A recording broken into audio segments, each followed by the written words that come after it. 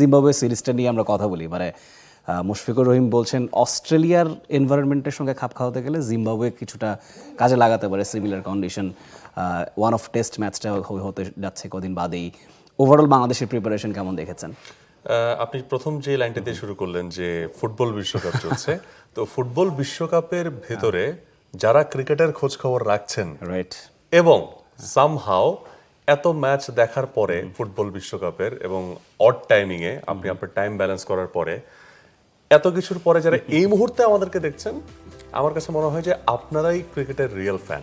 একদম। Thank you so very much আমাদের সাথে কানেক্টেড থাকার জন্য। মানে অ্যাটলিস্ট আমরা ফিল করছি যে ক্রিকেট এখনো বেঁচে আছে। মানে এত বড় বৈশ্বিক টুর্নামেন্টের ভিড়ে ক্রিকেটটা হারিয়ে যায়নি, এবং যারা ক্রিকেটের সাথে আছেন, thanks to all of you, and we are truly inspired যে এর ভিতরে আপনারা আসলে ক্রিকেটের সঙ্গেই আছেন। That's really fine. এবং রাফি যেটা বলছিলেন যে একমাত্র টেস্ট অস্ট্রেলিয়ার জন্য প্রিপারেশন, আই ডু এগ্রি। কারণ হচ্ছে এটার পরেই তো অস্ট্রেলিয়াতে বাংলাদেশ যাবে, ম্যাকাই এবং ডারউইনের জন্য একটা প্রস্তুতি হচ্ছে। বিনিয়োগ খুব বিশ্বস্ত, আমার পছন্দ সল্ট বে। সো সেখানকার কন্ডিশন স্বভাবতই পেসি অ্যান্ড বাউন্সি হবে। সো জিম্বাবুয়েতে আপনি এটা এক্সপেক্ট করতে পারেন যে সর্ট অফ ট্রু উইকেট, যেখানে কিছুটা ক্যারি আছে বলে, তো সেখানকার প্রিপারেশনটা আপনার জন্য খারাপ হবে না। That is absolutely true. Zimbabwe টেস্টটা আইসিসি টেস্ট চ্যাম্পিয়নশিপের পার্ট না, কিন্তু অস্ট্রেলিয়ার দুটো টেস্ট সেটার পার্ট। সে কারণে ভালো ছাত্র যিনি, ওনাকে প্রশ্ন করা ছিল, ভাই আপনার কি এটাও খেলতে হবে? সো এই যে একটা প্রশ্ন তাকে করা হয়েছিল একটা পডকাস্টে, তো তিনি তখন ব্যাখ্যাটা দিয়েছিলেন যে আপনি মানে অনেকে মানে এই ধরনের একটা আলোচনা করছিলেন যে আরে মুশফিক ভাই, জিম্বাবুয়ের সাথে আপনার খেলা লাগে, ছাড়েন পোলাপান খেলুক। তখন তিনি উত্তরটাই হয়ে দিয়েছেন। অ্যান্ড জাস্ট থিঙ্ক যে একজন ভালো ক্রিকেটার তিনি আসলে কিভাবে চিন্তা করেন, তার প্রিপারেশন লেভেলটা আসলে কোথায়। So yeah, truly hats off to you Mushfiqur রহিম।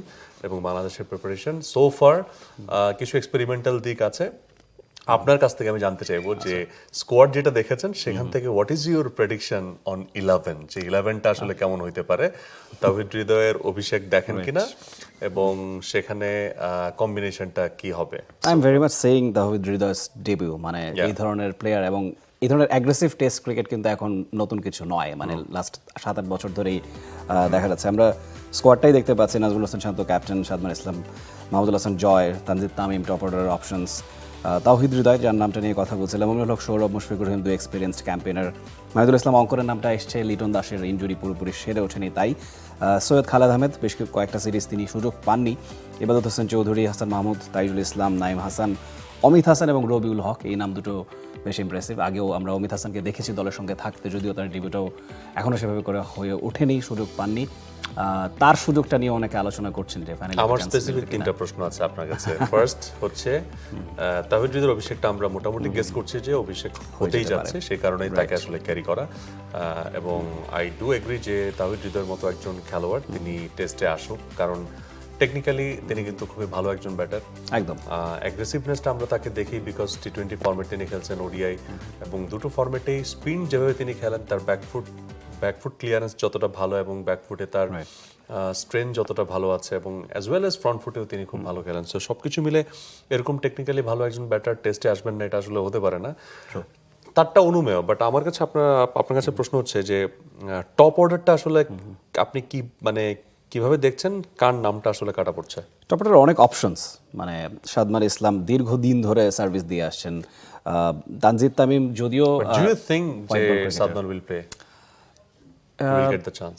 যদি সাম্প্রতিক পারফরমেন্স বিবেচনা করি, বেশ কয়েকটা জায়গায় তাকে সেই কি দেখা গেছে, মানে লিমিটেড ওভার ক্রিকেটে যেমন আমরা সাইফ হাসানের কথা বলে থাকি, তার মধ্যেও কিছুটা মনে হচ্ছে ঠিক খুব একটা ছন্দে নেই সাদমান ইসলামের ক্ষেত্রেও, যদিও অন অ্যান্ড অফ তিনি পারফর্ম করেছেন, ডেলিভার করেছেন দলের দরকারে।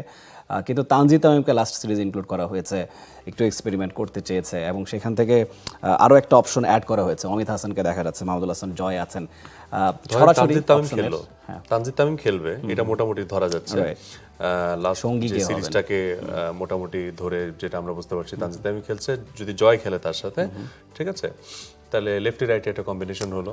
তিনি তো শান্তকে খেলতেই হবে, 4-এ তো মমিনুলকে নামতেই হবে, 5-এ তো মুশফিকুর রহিম থাকতেই হবে, তারপরে তাওহিদ হৃদয়ের জায়গাটা তাহলে 6, সেটাই তাহলে 6 পর্যন্ত কিন্তু হয়ে গেল, ঠিক আছে। এর ভিতরে কিন্তু আপনি কাউকে বাদ দিতে পারছেন না, রাইট? সেই অপশন নেই। তাহলে 7 নম্বরে কে? সেটা একটা বড় প্রশ্ন। 7, 8, 9, 10, 11 তিনজন পেসার খেলবে কিনা, যদি পেস এন্ড বাউন্সি কন্ডিশন হয়, তিনজন পেসার যদি খেলেন, definitely Hasan Mahmud will lead, Khaled and Ebadot, Right. তিনজন। রবিউল আছেন দলের সাথে, তাকে হয়তো বা sort এই of series এ অন্তত appreciation, সুযোগ, হ্যাঁ, sort of হয়তো। appreciation Right. for being in the squad, but যদি পেসি কন্ডিশন হয় তাহলে নিশ্চয়ই বাংলাদেশ তিনজন পেসার খেলাবে। তাহলে 9-10-11 গন, আপনার হাতে থাকে 7-8। সাথে মাহিদুল ইসলাম অঙ্কন করবে এন অপশন, যেহেতু উইকেট কিপারের তারপরে কোটাটা spinner। পূরণ করতেই হবে, কিন্তু স্পিনার তাহলে শুধুমাত্র নাইম হাসান কিংবা তাইজুল, এবং তাইজুল তার এক্সপিরিয়েন্সটা আছে জিম্বাবুয়েতে খেলবার, সেই জায়গায় হয়তো বা সুযোগটা তিনি স্ন্যাচ করতে পারেন। তার মানে স্পিনার একজন, তার মানে আপনি বোলার 4 জন নিয়ে খেলছেন। দি থিং ইজ এই জায়গায় মানে জিম্বাবুয়ের যে কন্ডিশন, সেখানে পেস হেভি অ্যাটাক হওয়ারই কথা বোলিং অ্যাটাকের ক্ষেত্রে। সেক্ষেত্রে কি অঙ্কন ড্রপড হবেন, মানে নাইম হাসান ঢুকবে, then who's gonna keep the wickets? মানে should this be Mushfiqur Rahim?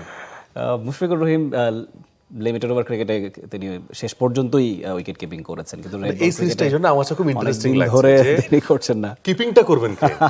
R keeper Very যদি good question, অঙ্কনকে দিয়ে yeah. করাইতে হয়, তাহলে স্পিনার কি একজন খেলবে, নাকি পেসার দুইজনকে খেলাবে, স্পিনার দুইজনকে খেলাবে? ভেরি ভ্যালিড কোয়েশ্চেন, তাই না? মানে আসলে আমার কাছে খুব অবাক লাগছে যে এবারের কম্বিনেশনটা কি হবে, কারণ তাওহিদ হৃদয়কে ক্যারি করে, it means he will take a place. Imagine if there was Liton Das, তাহলে কিন্তু এই প্রশ্নটা অ্যারাইজই করতো না, Arise করতো না, আমার দুজন কিপার হয়ে এনি যাচ্ছে, ডে অটোমেটিক চান্স পেয়ে যেতেন। তো সেই জায়গাটায় আসলে এটা প্রশ্নটা দানা বাঁধছে, এবং আমরা জিম্বাবুয়ের স্কোয়াডটাও যদি এক ফাঁকে দেখে নিতে পারি, সেটাও কিন্তু interesting. Richard Ngarava, he is the captain. Brandon টেইলরের নাম এখনো সেখানে আছে, এবং যে নামগুলো, Brian Bennett, Graham Cremer, Ben Curran, Sam কারানের ভাই, ক্রেগ আরভিন, ব্রাড ইভান্স, অনেকেই কিন্তু মানে রেড বল ক্রিকেটে কিন্তু জিম্বাবুয়ের টিমটা বেশ ইমপ্রেসিভ। মানে ডেফিনেটলি আমার কাছে মনে হয় বাংলাদেশের সঙ্গে কন্টেস্টটাও হয়েছে গেল কয়েক বছরে, যদিও সাম্প্রতিক পারফরমেন্সে বাংলাদেশ হয়তো বা এগিয়ে থাকবে, কিন্তু অ্যাট এনি ডে জিম্বাবুয়ের মাটিতে Zimbabwe is a tough opponent, isn't them? Definitely, এবং সেটা যখন সিকান্দার রাজা ছিল তখন আরো বেশি ছিল, বাট এবার তাকে একটু প্রায়োরিটাইজ করা হয়েছে মানে টি-20 ব্লাস্টের জন্য। সো হি ইজ প্লেইং দেয়ার, এবং এটা আমার কাছে খুব মানে ইন্টারেস্টিং লেগেছে। হয়তোবা সিকান্দার রাজাকে একটু আসলে প্যাম্পার করছে ক্রিকেট বোর্ড, এবং এই ন্যাশনাল সিরিজটাকে অমিট করে তাকে সেখানে পারমিট করা। তো এই মানে লাস্ট 2022 সালে বাংলাদেশ যেটা খাবি খেয়েছিল জিম্বাবুয়ের সঙ্গে, that was only because of Sikandar Raza. Right. So he is not there. So এবার কন্টেস্ট কতটুকু হবে সেটা নিয়ে আমার একটু কনফিউশন আছে। আর টেস্টে বাংলাদেশ খুব ভালো শেপে আছে, ফলোড বাই ওডিআইতে ভালো শেপে আছে। আর বাংলাদেশের টি-20 দলটাকে স্টেবল করার এটাই সুযোগ, কারণ টি-20তে আমরা কিন্তু এখনো পর্যন্ত আনস্টেবল। Very true. টি-20 আমাদের অর্ডার ঠিক নাই, প্রতি ম্যাচে এক্সপেরিমেন্ট করতে হয়, কোন পজিশনে কে খেলবে। ওডিআইতে আপনি মুখস্থ বলতে পারেন, টেস্টে মুখস্থ বলতে পারেন, টি-20তে পারেন না। টি-20তে প্লেয়াররাও জানে না কার কবে সেখানে জায়গা হচ্ছে, কে বাদ যাচ্ছে, কে ঢুকছে। তো ওই জায়গাটা আমার কাছে মনে হয় বাই জিম্বাবুয়ে সিরিজ এটা একটু ফিক্স আপ করা উচিত। নাম্বার 6-7 নিয়ে একটা কনফিউশন আছে, বোলিংটা নিয়ে কনফিউশন আছে। ওডিআই টেস্টের ওয়ার্কলোড ম্যানেজমেন্টে মেইন স্ট্রিম বোলার অনেক সময় খেলেন না, সেখানে অন্য বোলাররা আসেন। তো দলের না মানে জেলিংটা আমার কাছে মনে হয় যে টি-20তে নাই। দ্যাটস ওয়াই আমাদের টি-20 performance is that sort of low. না, আমি শেখ মেহেদী টি স্পোর্টসের সঙ্গে ইন্টারভিউ তিনি বলছিলেন যে তিনি নিজেও জানেন না নেক্সট ম্যাচ খেলবেন কিনা। এইরকম সিনারিও নিশ্চয়ই আইডিয়াল নয় যে কোনো প্লেয়ারের জন্য, মানে যে কোনো অ্যাথলেটের জন্য, যে আপনি নেক্সট ম্যাচে আপনি এই ম্যাচে ভালো করেছেন, রিগার্ডলেস অফ ইউর পারফরমেন্স আপনাকে ছেড়ে দিতে হবে অন্য কাউকে জায়গাটা। সো এটা খানিকটা চ্যালেঞ্জিং তো বটেই। সলিডিটি কম, টেস্ট এবং ওডিআইতে একটা সলিডিটি আছে বাংলাদেশ টিমের, বাট হচ্ছে টি-20তে নাই। আমরা খানিকক্ষণ আগে বলছিলাম জিম্বাবুয়ের টেস্ট স্কোয়াডের কথা।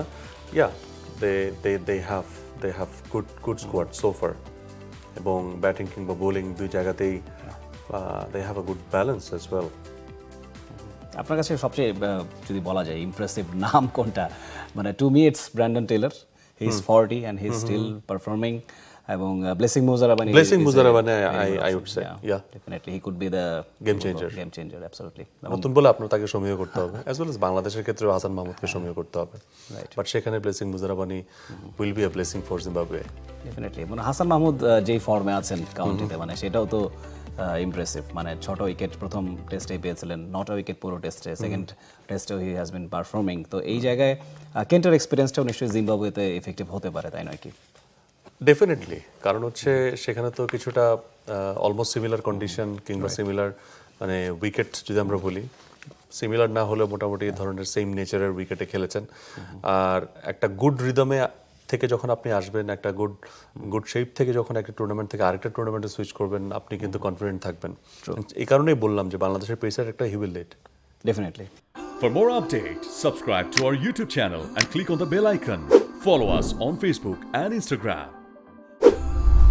Download T-Sports app to enjoy exciting games and highlights.